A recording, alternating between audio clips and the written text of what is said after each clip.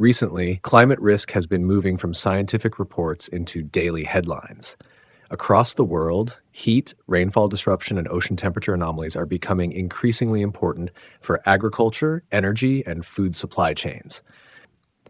On July 3rd, 2026, the World Meteorological Organization released its global seasonal climate update for July to September 2026.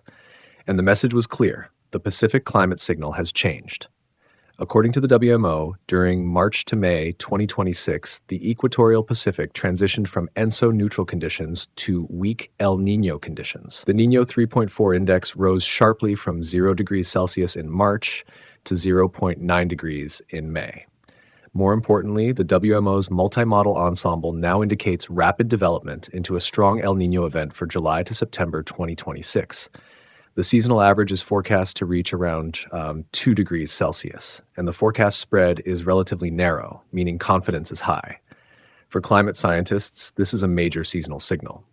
It is not just a climate statistic. It is a leading signal for possible changes in rainfall, drought, heat, planting conditions, crop yields, and export expectations. And for agricultural commodities, those changes can be powerful. Because the market does not wait for the harvest to fail, the market starts pricing risk as soon as the probability changes. Now let's move from observed ocean conditions to model forecasts. This is where the story becomes more interesting. In January 2026, NOAA PSL's model analog forecast was already pointing toward a warming trend, but at that time the signal still looked relatively moderate. By March, the forecast had moved higher.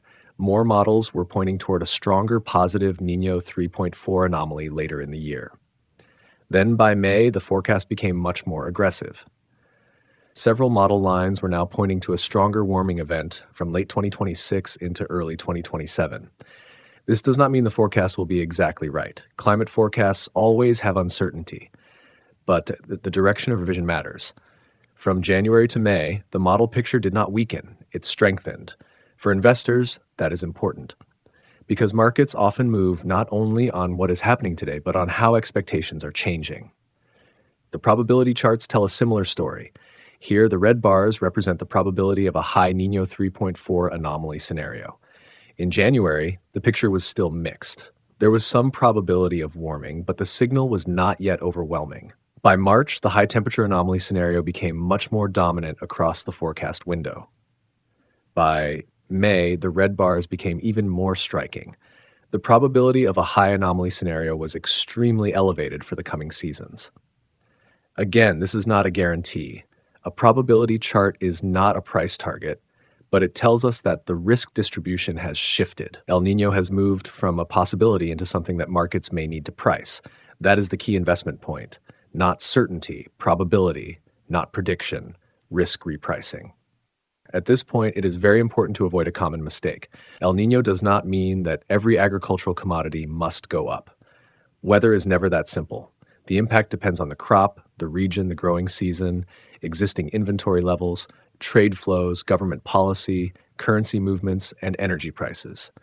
Sometimes El Niño creates drought risk. Sometimes it brings more rain. Sometimes it hurts one crop but helps another. Sometimes the market has already priced the risk before the actual damage appears. So the right way to think about El Niño is not, El Niño is coming, therefore buy everything. That is too simplistic. The better framework is this. El Niño increases the probability of weather-driven supply disruption. If prices are cheap, inventories are tight, or speculative positioning is complacent, that weather risk can become valuable optionality. That is why I call this an agricultural weather optionality setup.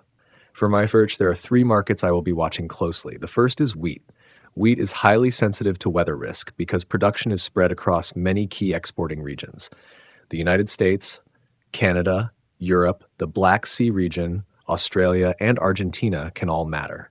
If weather problems hit one or more major exporters, the market can respond quickly. Wheat is also politically sensitive.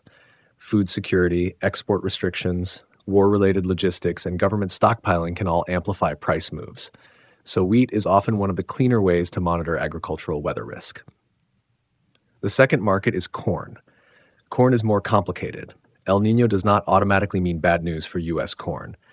In some years, the weather pattern can even be favorable for parts of the U.S. growing season. But the global corn market is bigger than the United States. Brazil's second corn crop, Argentina's weather, planting windows, and export competition all matter. For corn, I do not want to make a simple directional claim. Instead, I want to track whether weather risk begins to affect yield expectations, planting timing, and global supply-demand balances. The third market is sugar. Sugar may be the most volatile of the three. It is influenced by weather, but also by Brazil's sugar versus ethanol production decision, energy prices, currency movements, and export policy in countries like India and Thailand. That means sugar is not a pure El Nino trade. It is a multi-factor commodity. But when weather risk combines with energy, currency, and policy uncertainty, price moves can become very sharp. So for me, wheat, corn, and sugar represent three different types of weather optionality. Wheat is the core supply risk monitor. Corn is the global planting and yield monitor. Sugar is the high volatility weather plus energy monitor.